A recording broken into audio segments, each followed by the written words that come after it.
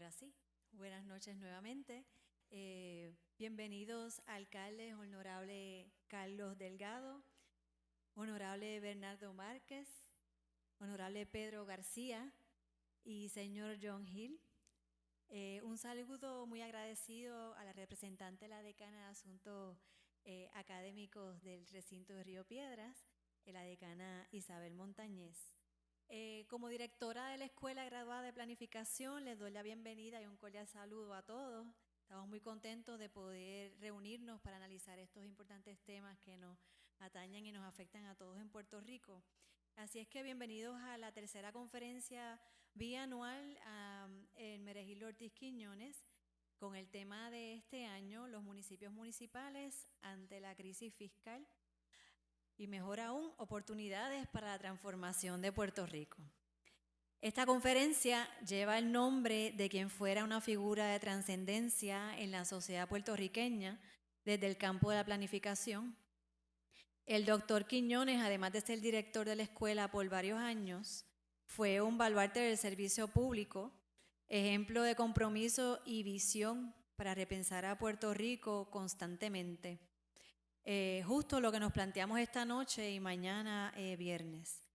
Merello, como muchos le conocían, supo proponer y hacer realidad proyectos complejos de obra pública de gran envergadura. Ahorita alguien me comentaba que para evitar el tapón cogió el Moscoso. Merello tuvo mucho que ver con ese puente, siendo esas alianzas público-privadas de las primeras en Puerto Rico. También tuvo que ver mucho con el tren urbano para hacerlo realidad. Los bypass, como decimos en español, de la Valdeoriotti y de Castro, ¿verdad? Mucha obra pública que hoy día todavía tiene mucho que ver con nuestro quehacer. También él supo proponer y engendrar visiones de habitabilidad para nuestras ciudades, cuando eso se comenzaba a discutir en los foros internacionales. Y a la misma vez, y sobre todo lo que muchos aquí les recuerdan, colegas, amigos, estudiantes, discípulos, logró inspirarlos de manera perduradera.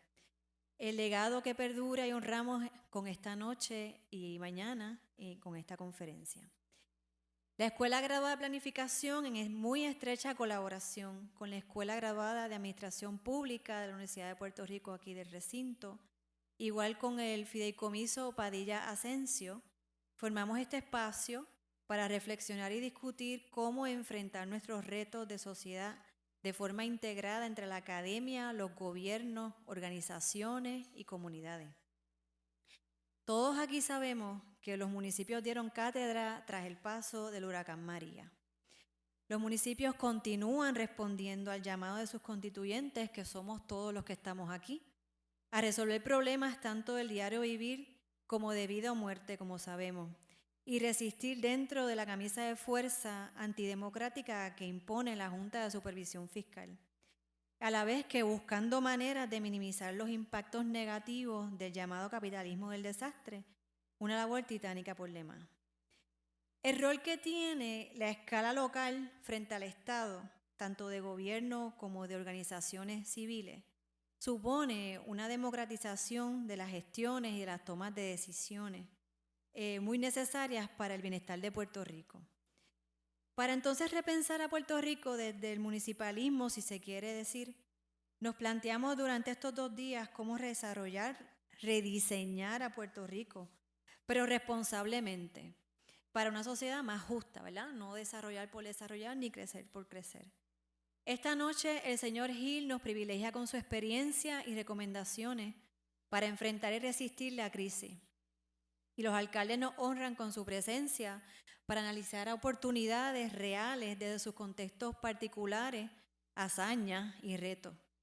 Mañana continuamos con académicos, otros alcaldes, organizaciones y comunidades, analizando estructuras organizacionales alternas y cómo resolver y resistir problemas de propiedades abandonadas, vivienda, desperdicio sólido, energía sostenible, desde sus experiencias y conocimientos y con visiones transformadoras.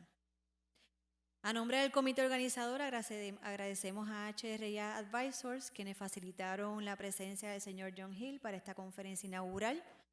Gracias al Decanato de Estudios Generales, que generosamente comparte con nosotros este lugar. Igualmente a la Facultad de Educación, quienes nos acogen mañana en la segunda parte de esta conferencia. Así que los dejo con nuestro moderador de este panel y esta conferencia, el licenciado y planificador Reinaldo Alegría.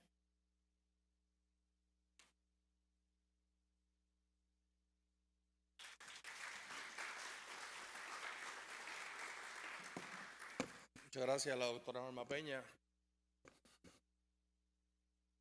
Buenas noches a todas las personas que nos acompañan el día de hoy. Muchas gracias al señor John Hill, igual a los alcaldes Carlos Delgado Altieri del municipio de Isabela, el alcalde Bernardo Márquez García del municipio de Toda Baja y el alcalde Pedro García Figueroa del municipio de Hormigueros. La actividad esta noche se va a estar celebrando en español. El señor Hill tiene el beneficio de un servicio de traducción simultánea, por lo tanto vamos a poder hacer las preguntas o los comentarios en español, aunque su presentación evidentemente pues será en inglés. Me toca presentarles al señor John Hill. Antes quiero saludar a mis dos queridas hermanitas, hijas de Hermenegildo Ortiz Quiñones, Alicia Ortiz Pajarín y Carmen Ortiz Pajarín, que nos acompañan aquí esta noche. Muchas gracias, Alicia y Carmen.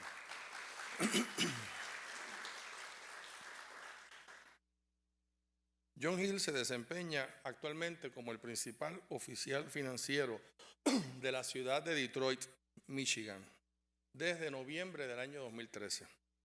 Y fue designado, además, para que continúe en dicha capacidad en el periodo posterior al proceso de quiebra. El señor Hill, graduado de la Universidad de Maryland, tiene casi 4 décadas de experiencia en gestión financiera, diseño y desarrollo organizativo y planificación estratégica de negocios. Es fundador, además, y director ejecutivo de J. Hill Group, LLC, una empresa de consultoría creada a fines del año 2012. El señor Hill tiene un amplio historial de trabajo con organizaciones de alto rendimiento en diversas industrias, que incluye entidades gubernamentales, así como entidades sin fines y con fines de lucro. Se desempeñó durante 8 años como el principal oficial ejecutivo del Federal City Council, una organización sin fines de lucro no partidaria, dedicada al desarrollo y mejoramiento de Washington, D.C. Fue director ejecutivo de Into Books, Inc., empresa asociada de Andersen LLP. Fue director ejecutivo de la Autoridad de Responsabilidad Financiera y Asistencia Administrativa de Washington, es decir, la Junta de Control, y director de auditorías de la División de Auditoría Interna de Marriott Corporation, entre otras posiciones de liderazgo financiero. En septiembre del año 2012, el señor Hill fue elegido para la Junta de Directores del Grupo Coaches, en la que actualmente es presidente de su comité de auditoría. También se desempeña como fideicomisario de Shakespeare Lodging Trust Corporation, donde preside el comité de compensación. Es además miembro del comité de auditoría y miembro del comité de fideicomisarios. Anteriormente, el señor Hill fue miembro de la Junta de Directores y miembro de los comités de auditoría y compensación de Highland Hospitality, Inc. Asimismo, ha ocupado cargos de liderato en la Junta de una serie de organizaciones públicas sin fines de lucro relacionadas con el gobierno de la región de Washington, D.C. El señor Hill ha recibido numerosos premios y reconocimientos a lo largo de los años por su trabajo. Recientemente, en octubre del año 2016, tuvo el privilegio de hablar en la Conferencia de Naciones Unidas sobre Vivienda y Desarrollo Urbano Sostenible, conocido como el Hábitat 3, en Quito, Ecuador, en un panel que se tituló Financiamiento de la nueva Agenda Urbana, de los desafíos a la implantación, en donde disertó sobre la recuperación de una ciudad en quiebra, el uso efectivo de transferencias intergubernamentales y las lecciones de Detroit y Washington. Como principal oficial financiero de la ciudad de Detroit, en Michigan, el señor Hill lidera los esfuerzos para mejorar las prácticas de administración financiera en toda la ciudad. Tiene la responsabilidad directa de la tesorería y las finanzas, adquisiciones, presupuesto impuestos e ingresos y evaluación de la propiedad. También es responsable de crear y mantener sistemas que guíen y rastreen el progreso de la ciudad en la implementación del plan de ajuste de la deuda y el plan financiero y presupuesto. El señor Hill fue el perito principal ante la Oficina General de Contabilidad, General Accounting Office del Congreso de los Estados Unidos, en todos los asuntos relacionados con la revisión de las finanzas del gobierno de Washington, D.C. durante la crisis financiera, siendo quien mantenía informados regularmente a los miembros del Congreso y su personal sobre los problemas que enfrentaba el Distrito de Columbia. El señor Hill también contribuyó a la creación de la Junta de Control Financiero de Washington, D.C., establecida en el año 95, donde se desempeñó como su director ejecutivo durante los primeros 4 años. El señor Hill fue responsable de trabajar estrechamente con los miembros de la Junta de Control nombrados por el presidente de Estados Unidos para desarrollar e implementar el plan estratégico de la Junta, supervisar las actividades diarias de la Junta y su personal y trabajar estrechamente con el Congreso y los funcionarios del Distrito de Washington, D.C. para lograr los objetivos de la ley que creó la Junta.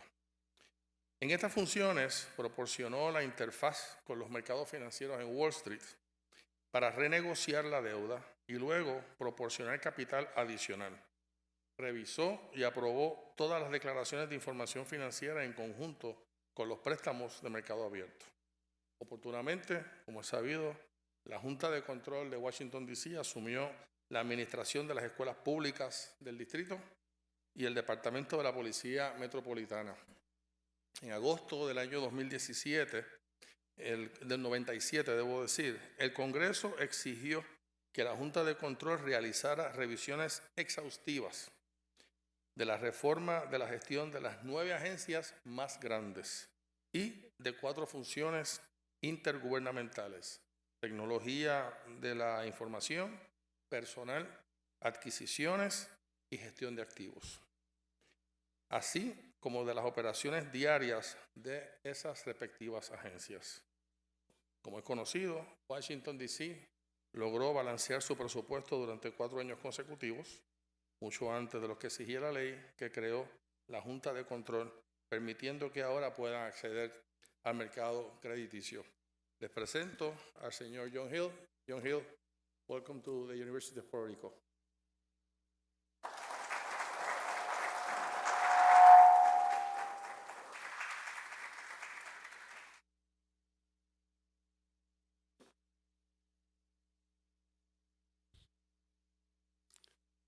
First of all, I think I need to apologize. I thought we had sent the short version of the resume and not my long form.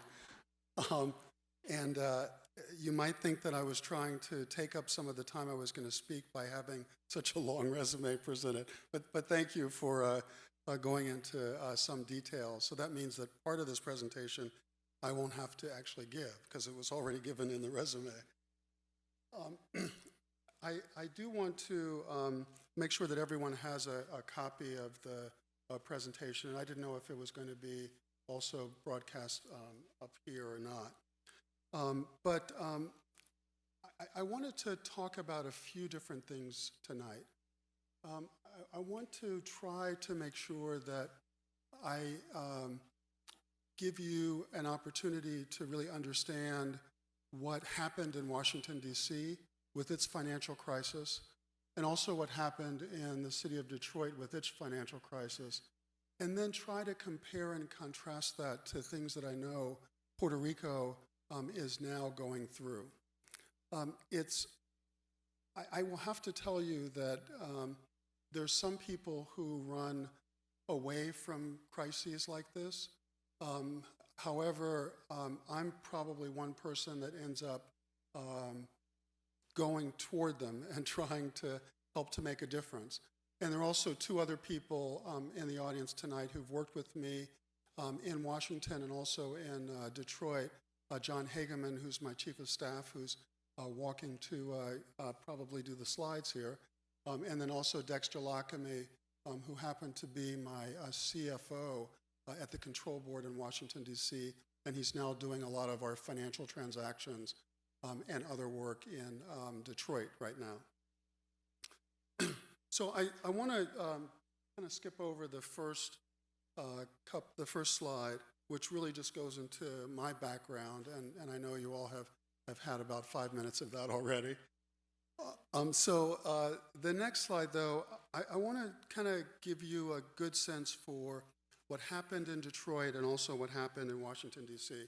Some of these things may also be very familiar to you because if you've been following the situation in Puerto Rico, a number of the things that happened in Washington and certainly happened in Detroit have also happened here as well and are continuing to happen real time. In the city of Detroit, there was an increasing amount of oversight that occurred.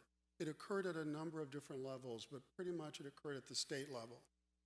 And over the years, because this was not a problem that occurred in 1 year, it was a problem that really showed itself over a number of years, then there was increasing oversight from the state of Michigan. The state also appointed an emergency manager, and I served as the CFO under that emergency manager. But also when I first came to Detroit, myself and John Hageman came to create a grants management office to help to improve the use of grant funds within Detroit.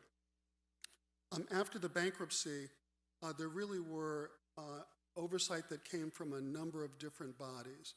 One of them was the initial body, which kind of acted like a financial control board, but didn't have exactly the same powers as a financial control board did. And then after bankruptcy, there was a financial control board that was created. We call it the FRC, the Financial Review Commission. And we met with the Financial Review Commission on a regular basis and provided them reports on what was happening within the finances in Detroit. And I'll get a little bit more into the activities that occurred because I think it's important to understand how these control boards work and also to understand how you can impact and make a difference in what the control board looks at and how people work with these control boards. In Washington, D.C., this was a very different situation. There I was the executive director of the control board that oversaw the financial crisis in Washington. Before that, I actually did a lot of the work and testimony before Congress in creating the control board, so helped to craft the type of control board that was created in D.C.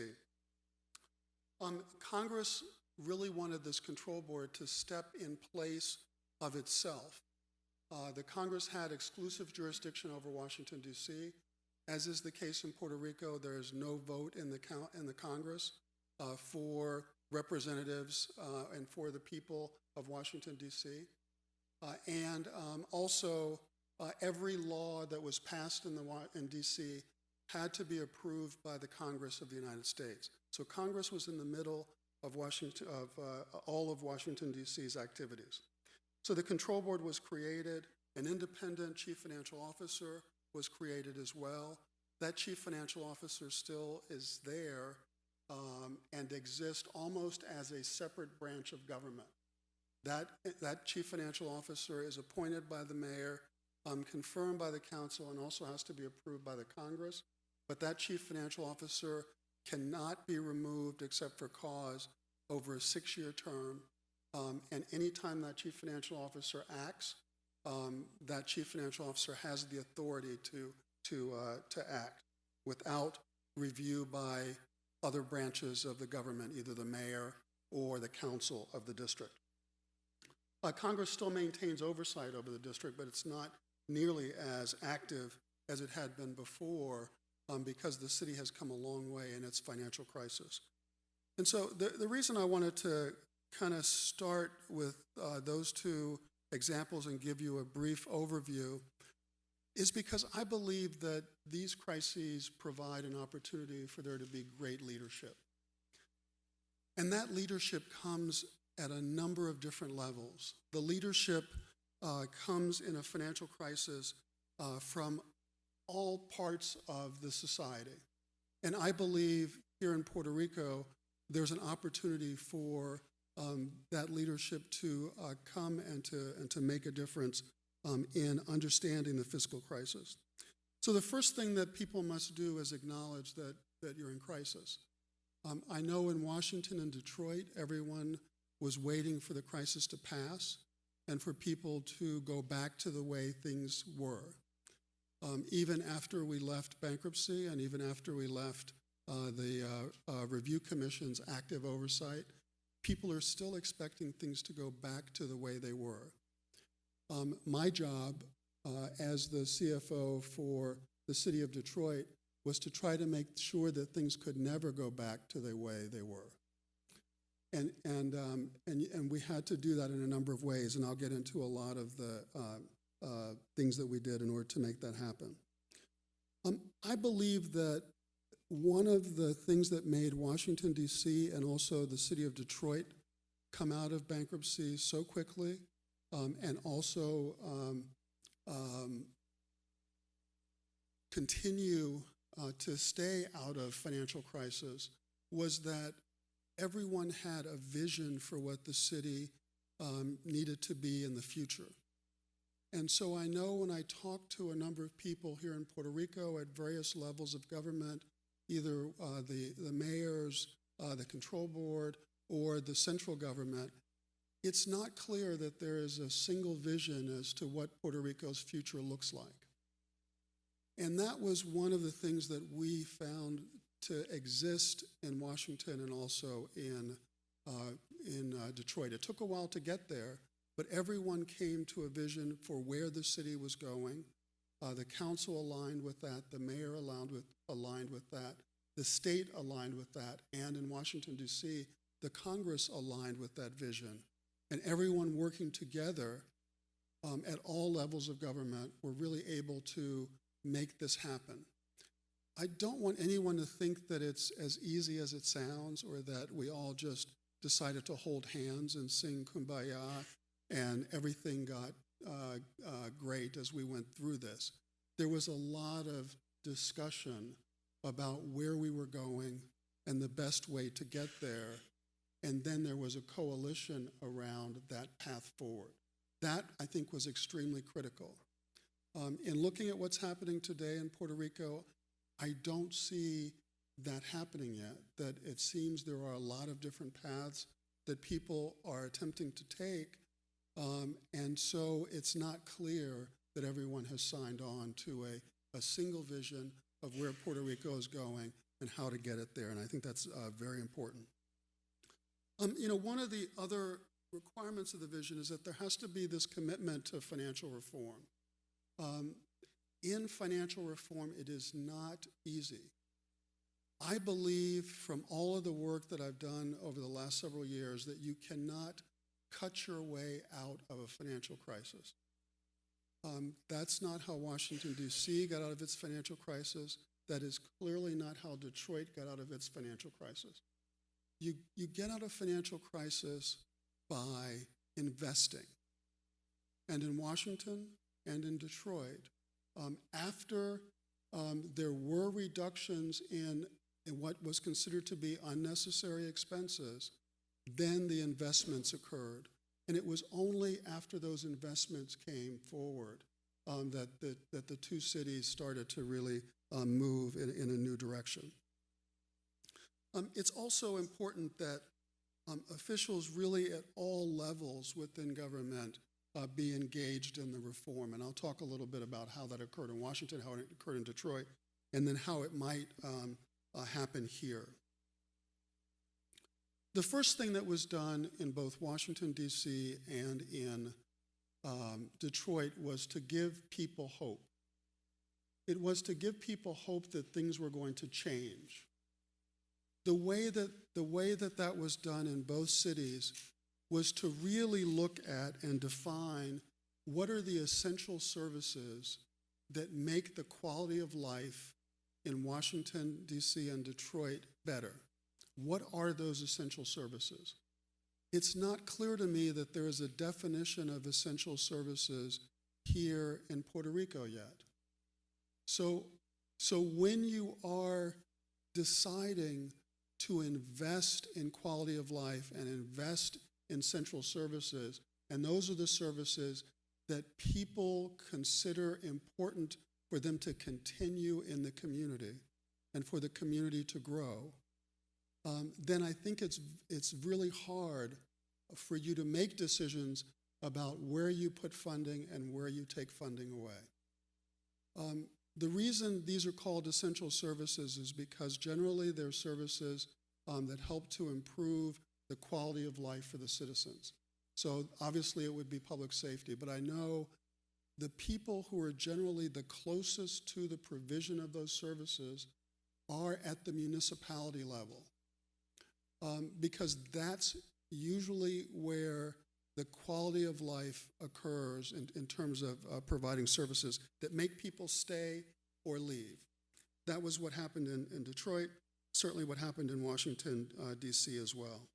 So there was a considerable amount of investment in these services. And actually in the bankruptcy in Detroit, there was a money that was set aside for the city to be able to invest in these types of services. You also need to find the quick wins. In Detroit, one of the real quick wins was getting all of the street lights on. And although it may sound like a little thing, but it made a big difference when the city was lit as opposed to the city being dark. And so that was a very quick win, and it made people believe that things were changing. The parks reopened. There was investment in parks. The streets were cleaned and swept on time. Trash began to be picked up on time. All those little things that, when they're not there, aren't so little anymore, were quality of life things that they concentrated on in Detroit. But then, while you're doing these quick things, you also have to be working on the long term. And you don't work on the long term by thinking the long term is going to take care of itself. It never does. It only gets worse. And the more time you have to work on the long term, the more time you have to plan and to put things in place. And I'll talk about two examples in Detroit where we've made a substantial effort in working on long-term problems, but actually doing them today. Some of the service improvements on this next slide are the types of things that in Detroit made a really big difference for the quality of life. And so when people started to see these things change, they also started to stay and decide to stay and not move out of the city. And I'll just mention a couple here because I don't want to go over all of them. But Detroit was a city that was, at its height, housed about 1.8 million people. It now has a population of approaching 700,000 people. So what that means is that there is a lot of houses, because Detroit was generally a city of single-family houses. So there were a lot of houses that were abandoned when people left the city. You can imagine going from 1.8 million at its height to 700,000, and therefore there was a lot of vacant property. It's also a city that's about 3 times the size of Washington, D.C., but has about the same amount of population. So there are a lot of areas of vacant land. So one of the things that was important to do was to clean up a lot of those vacant properties and to demolish them so that there can be a lot safer neighborhoods. The vacant properties also led to fires, so there were increased fire safety issues and also increased crime. So again, and you can see some of these things on this list may not seem really important, but they're all things that the mayor in Detroit decided we needed to do. The 65,000 street lights are all on, all burning now. That took about a year to get them all on, and believe me, once they came on, it made a big difference. Providing summer jobs for students was very important as well. And then making sure that not just in the commercial districts, but also in the neighborhoods, they saw improvements in streets and parks and so forth. But you can read this at your leisure to see all of the things that have happened in Detroit. Let me talk a little bit about the commitment to demonstrating the financial reform, kind of the groundwork, the hard work that has to be done in a fiscal recovery. And the reason I say that it's hard work is because you really have to be able to change the economic environment. You have to be able to change the financial environment within the jurisdiction, whether it's a city or whether it's a commonwealth. And to do that, I've always said you never want to waste a crisis. There are a lot of things that you can get done in a crisis that you just cannot get done if everything is working smoothly. And so I think that it's important to take this opportunity because obviously Puerto Rico is in crisis now, and make sure that you do the hard things. Because once you get out of crisis, it'll be very difficult to make additional progress. So, and I'll talk to you about what some of those things are. It gives you an opportunity to really look at bureaucracy and decide where bureaucracy has helped and not helped, and then to move it out of the way. We all know of the efficiencies and inefficiencies that we encounter in government every day when we try to get things done, and it takes us forever to get them done, or it takes us to have to go to 3 or 4 different windows and use more of our time in order to transact business with government. This is a time to take a look at those things and make changes there. It's also a time to hire the right people. What we found is that when we went into Detroit, is that we had a lot of people who were in jobs that they really didn't have the skills to do. But they continued to be in those jobs because they had been in them for years and years and years, and they had almost retired in place. And I know that a lot of you have seen the same situation here as well, because it happens everywhere. It wasn't necessarily that there wasn't a job either in government or somewhere else that they could do and had the skills for. It was that the jobs that they were in had either advanced to a point where they no longer had the skills to do them, or that the systems had become so much more complex and they were not trained along the way to keep up with the complexity of the job. So it's not that they're bad people, it's not that they don't want to do their best, it's that they have not been supported or they did not have the skills to do that work. And so we actually had to manage through that, and I'll talk a little bit about how we did that. The other thing that it's important to do, I think, is to really look at financial and operational restructuring. This is the time to really think about the best way to get things done in government. It's not easy. In Detroit, it took us almost a year to just come up with what the structure needed to be, what the individual jobs had to be for our entire operation in the CFO's office, and then to hire people into those jobs. It was not very easy to do at all. And then concentrate on not just the near term, but on the long term. There's some issues and problems that exist that you're not going to be able to solve now, but are going to take a while to be able to solve. Let me talk a little bit about the approach for implementing financial reform in Detroit. And there were basically 3 things that we did in Detroit. The financial systems were all antiquated. They were old, they didn't work, they didn't talk to one another. It was very hard to get reliable information out of the financial systems.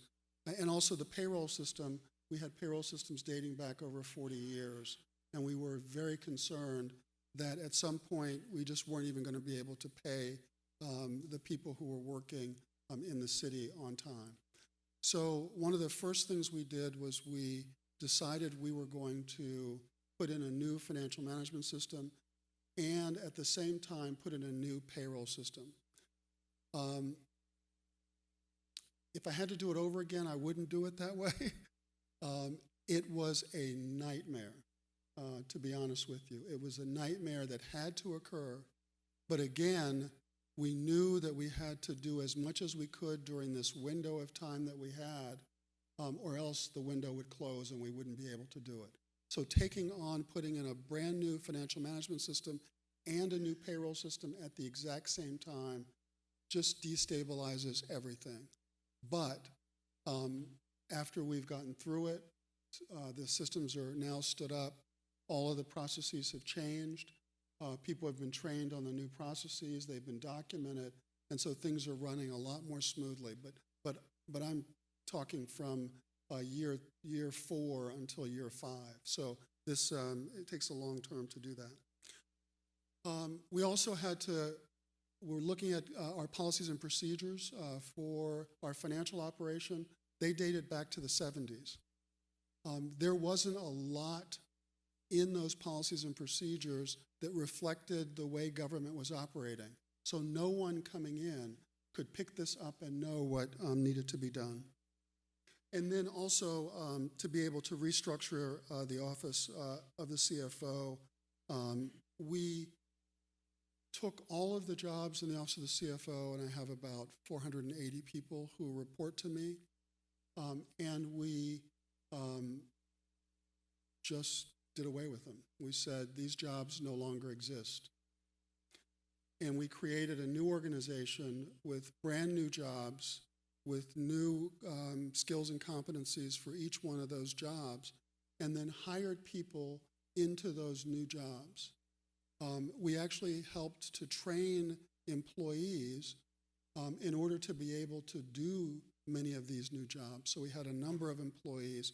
I guess it was close to 50% of the employees got the new jobs. A number of employees retired. And then we also had a number of other people come in from other operations and come in from other cities to work. But we hired new people into every single one of those new jobs. And believe me, Detroit is a very highly unionized city. It was not easy for us to do, but every case that the union took us to court on, we won because we were able to show the importance of this type of restructuring. I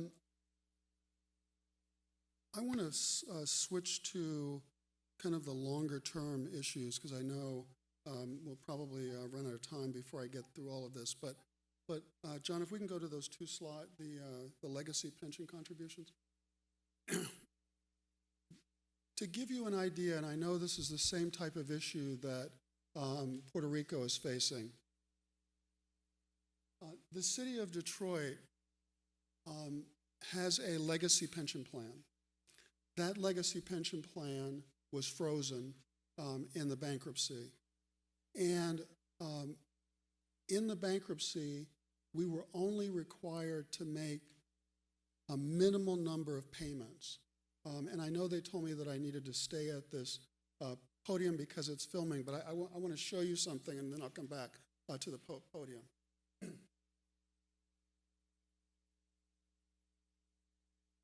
These were the required.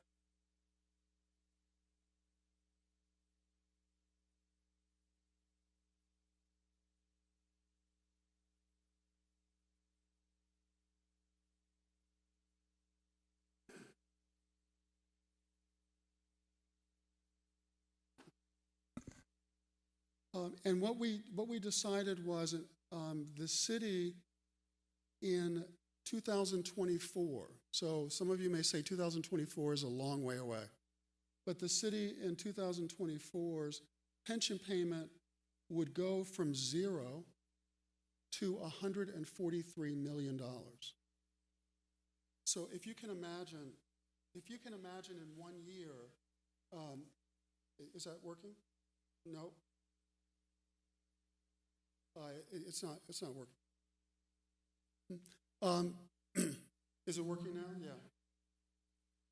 So if you can imagine the city, as a result of bankruptcy, not required to make pension payments in these years at all.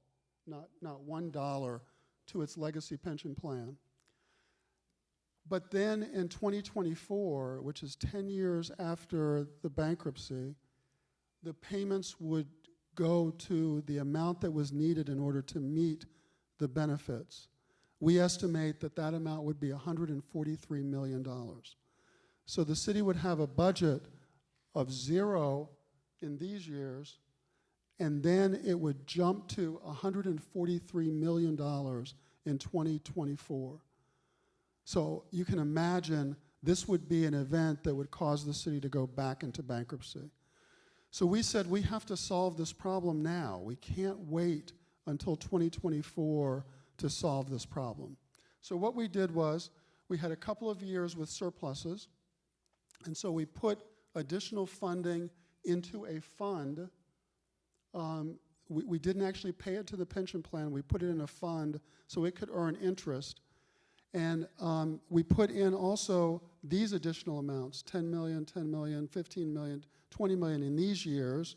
And then these are the payments that we're going to make in these years. And what you can see is that by the time we get to 2023, the fund will be large enough that our budget can pay 65 million, and out of the fund we'll pay 78.4 million.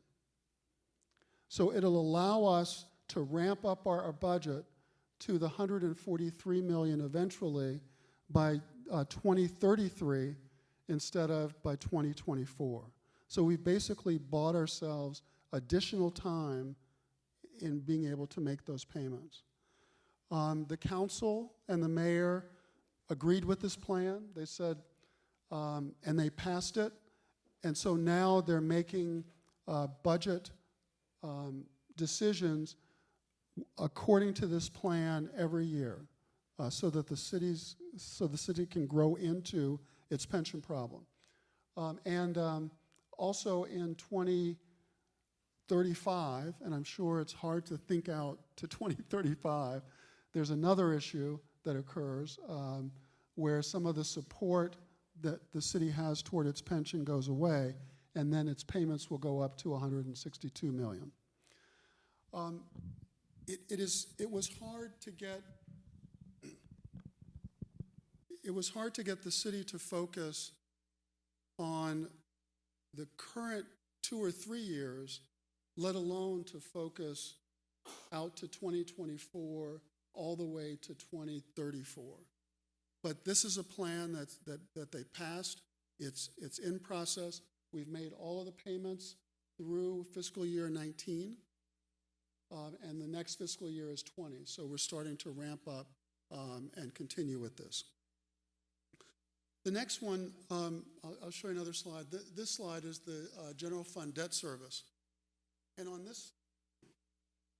on the general fund debt, what happened was in the bankruptcy, the city had to pay only interest. And you know if you have a mortgage where you pay interest only, the payments are going to be lower. So in this tranche of debt, these are all different tranches of debt that the city of Detroit has. These are the B notes. We were paying a fixed amount of interest through 2024. Then 2025, it goes up to 56 million from 25 million in 1 year. So you can see this is going from paying interest only to paying interest and principal. So this created a huge, we call it the debt cliff, in these 5 years, 6 years, 1, 2, 3, 4, 5, 6 years, that the city would also be paying additional pension payments at the same time. So this is what the bankruptcy did. It really didn't solve the problems. It pushed the problems down the road so that the city would have more time to deal with them, or hopefully that the city's revenues would increase enough. We knew the revenues weren't going to increase enough to accommodate this, so we had to deal with it.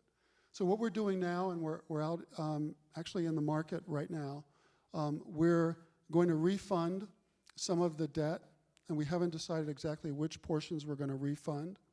We'll get a savings because we can refund it at less than its face value, we hope, and then also for lower interest rate.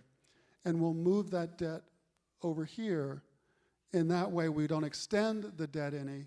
It'll still all be done by 2044, but at least we'll be able to make the payments through this period of time. These are the two problems that the bankruptcy did not solve for the city. But we have put together a plan, the plans that I mentioned to you, to actually solve these problems now. So this is an example of how you work toward solving problems in the future, but doing it today. Yes, the city could wait until 2024, and if it did, in 2024, it would be bankrupt because it would not be able to manage these cliffs here. So what it took for both of these was to sit down with all of the decision makers, sit down with the state, sit down with the mayor, sit down with the council, and explain to them exactly the issues that the city would be facing, and impress upon them over and over and over again how important it is to deal with this now and not let this wait until a year or two before the problems occurred. And sure enough, that's exactly what the city is doing now.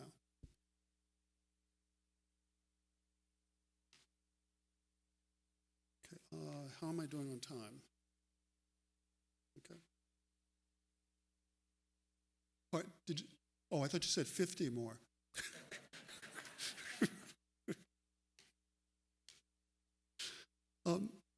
Here's the other thing that I think is very important, and things that we realize were true in both Washington, D.C. and also in Detroit. You cannot tax your way out of a financial crisis.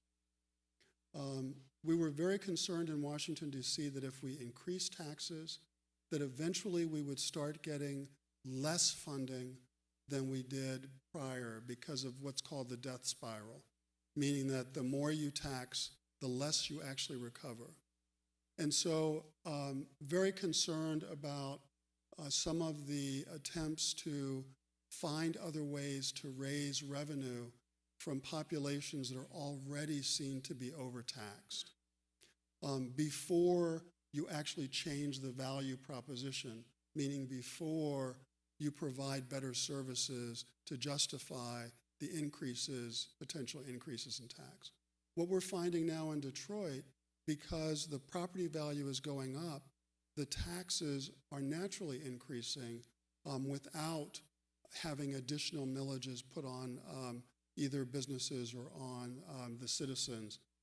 So I believe that you cannot tax your way out of a crisis. In fact, I think additional taxes actually make the situation worse.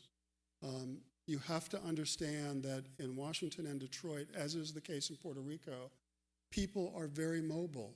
You don't have to stay here. You don't have to have a business here.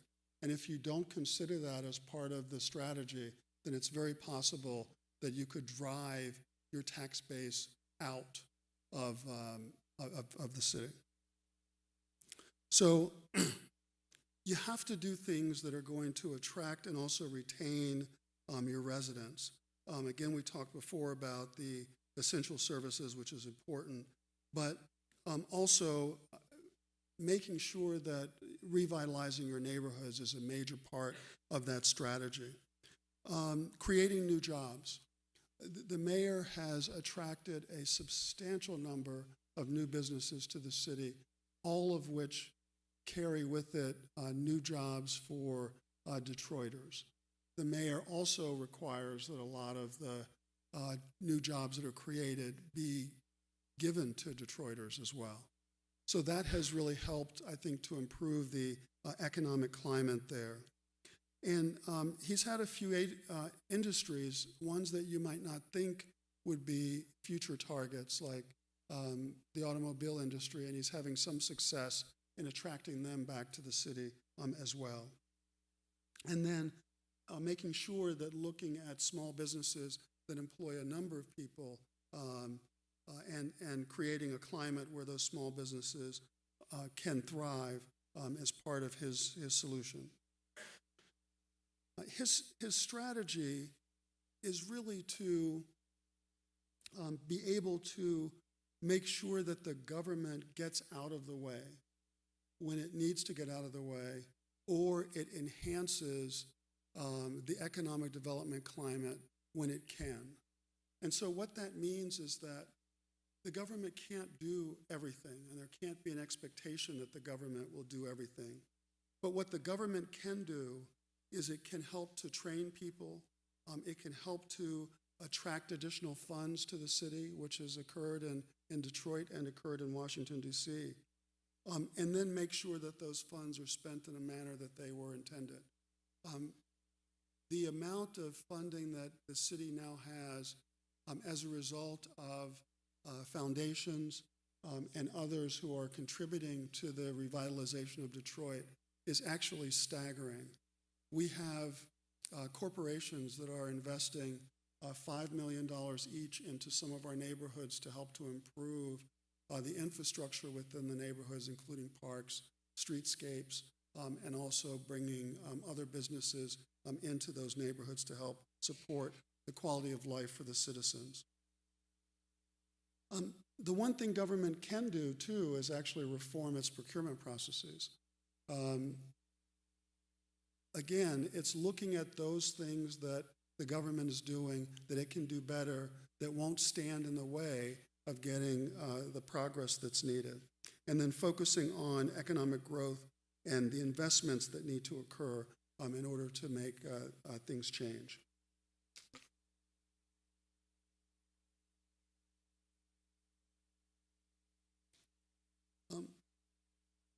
When in both Washington, D.C. and in Detroit, there was a strategy around reform, meaning that you could actually pick up a strategic plan and see where the cities were against that plan. And also it served as that document that I talked about before that would help everyone know where they could participate in making the city better. Just the process of developing such a strategic plan brings people together. It brings people together from municipalities, it would bring people together from the central government, from the control board, and just citizens in general to make sure that that plan reflected the needs of everyone. And then operating against that plan, which would also be revised from time to time, is extremely important. But you need this comprehensive approach to economic development and the investment.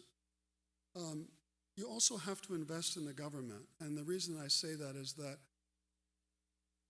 if you're not willing to train people and not willing to pay people salaries, then there will be a drain of people out of government into other jobs. Puerto Rico has another issue, however, is that it needs to really improve its economic development climate.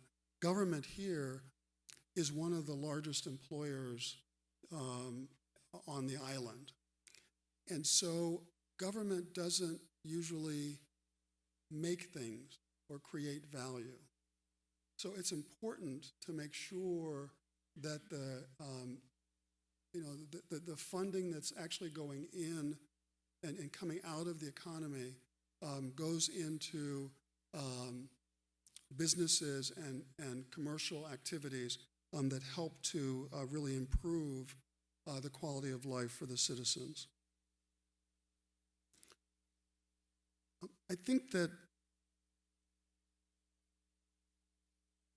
one of the first things that I think it's important to do, and I asked this question a few times with mayors, I know I asked this question with the control board, I haven't talked to the central government yet, but I asked what are the essential services for the Commonwealth of Puerto Rico, and I didn't get an answer.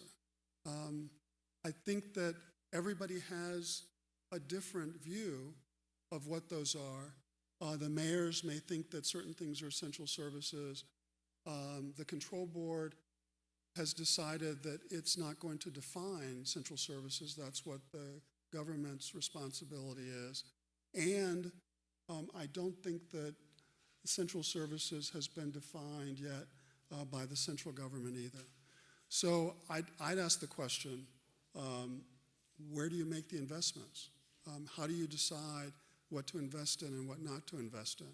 How do you decide what's important and what's not important? So I think that's a critical thing that has to be done.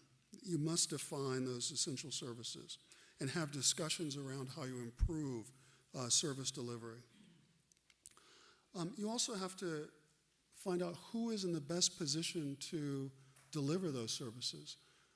Is it the government, or is it the private sector, or is it some other entity? Is there a combination of government, private sector, and also the philanthropic community that can help to deliver certain services?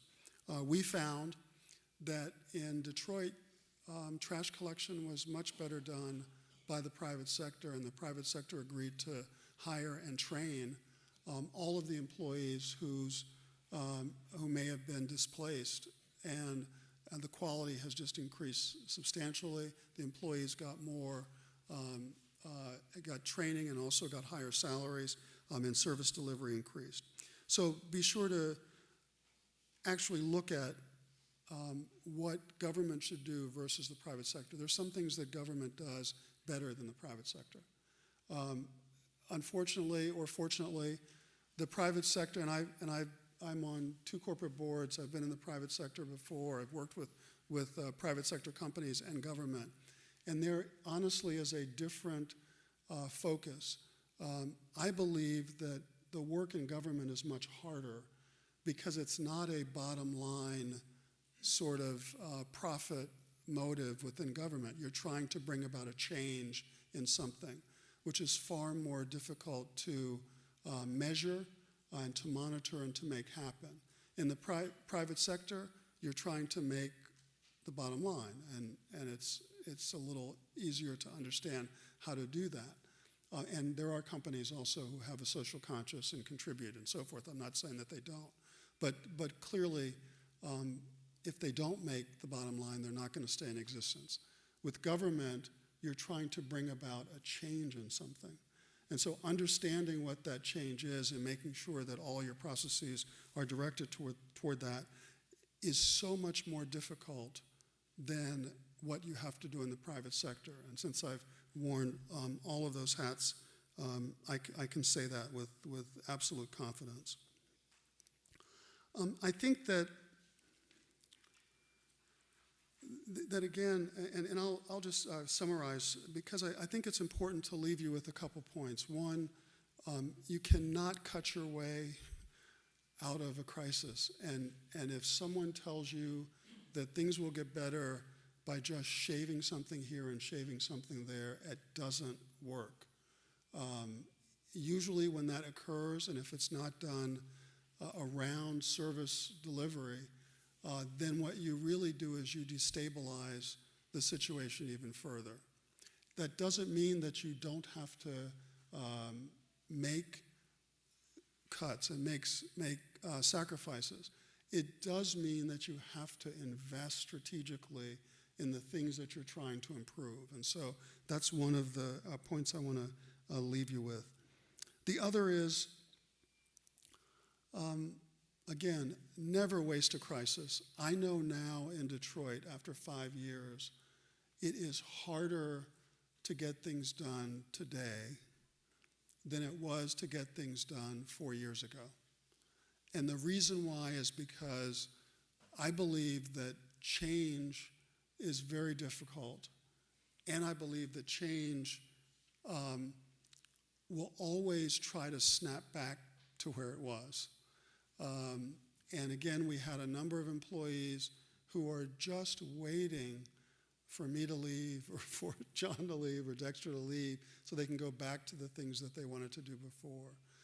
So use this period of time to destabilize things so that they can never go back to the way they were, but set the infrastructure that is necessary in order to support the new way of operating. And it takes a lot of thought, it takes a lot of hard work, but it can be done. It was done in Washington, D.C. D.C. is never going back to where it was.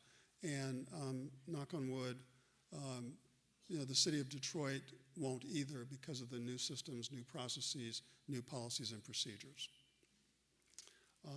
There's a lot more I could say, but I wanted to make sure my comments were shorter than my introduction. So I think I've accomplished that. Thank you.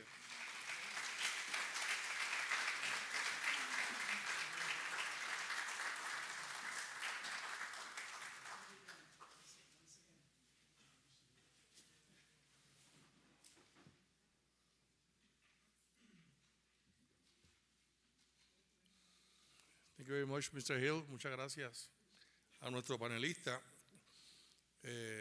Por las caras de muchos de ustedes pienso que hemos escuchado muchos de los problemas similares a los nuestros y muy pocas de las soluciones que hemos considerado aquí. Y posiblemente algunas que tampoco nos interesa considerar.